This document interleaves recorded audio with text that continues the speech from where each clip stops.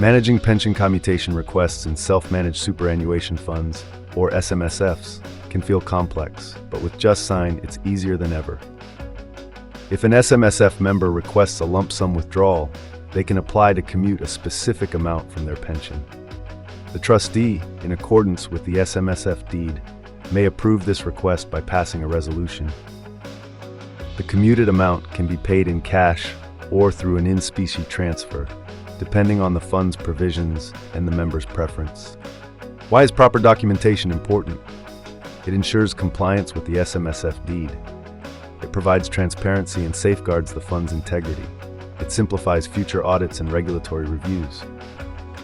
With JustSign, you can manage your pension commutation process effortlessly. Here is how. 1. Download and customize an application to commute a pension template. Easily prepare and update trustee resolutions.